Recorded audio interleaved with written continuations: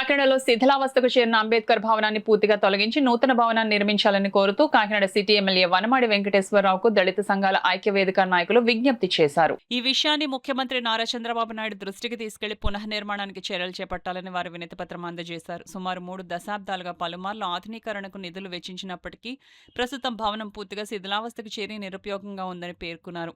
దళిత కుటుంబాలకు ఉపయోగపడేలా ఆధునిక సౌకర్యాలతో నూతన అంబేద్కర్ భవనం నిర్మించాలని వారు ఎమ్మెల్యే వనమాడికి విజ్ఞప్తి చేశారు. మన బాలయ్య గారు వాళ్ళందరూ కలిసి చంద్రబాబు నాయుడు తీసుకొచ్చి ప్రారంభించారు. ఆ రోజు బాలయ్య గారు ఎంపీగా ఉన్నారు. ఆ అంబేద్కర్ భవన్ లో కాకినాడ నగరంలో సూర్యకిరణం తర్వాత ఇంకా అంబేద్కర్ భవన్ మనకి కాకినాడలో ఏ కార్యక్రమం చేసుకోవాలన్నా ఆ రెండే. తర్వాత అంటే కళ్యాణ మండపాలు చాలా చాలా వచ్చినాయి. అంతకుముందు ఏమి లేవు చెప్పారంటే. అంబేద్కర్ భవన్ దళిత సోదరులకి కాదండి, అన్ని వర్గాల ప్రజలకు ఉపయోగపడదండి. ఆఖరికి ఏదన్నా college function, school function, government function ఏ చేయాలని అక్కడే చేసుకోవాలి. అలాంటి మంచి అంబేద్కర్ భవన్ అది కొంచెం పాడైంది కాబట్టి కొత్తగా నియమించాలి అని చెప్పి కోరడం జరిగింది.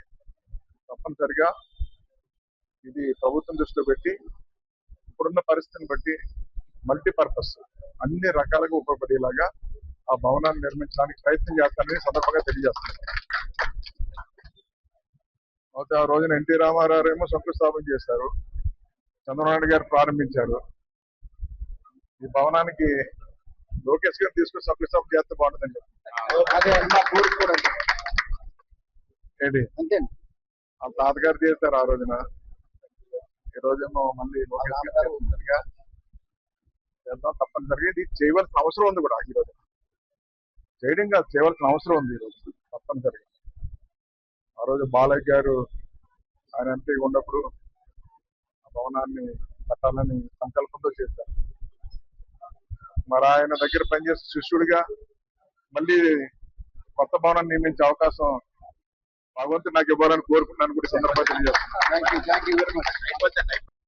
ప్రభుత్వం దృష్టిలో పెట్టి మంచి భవనాన్ని నిర్మించుకుందామని మీ ద్వారా తెలియజేస్తాను.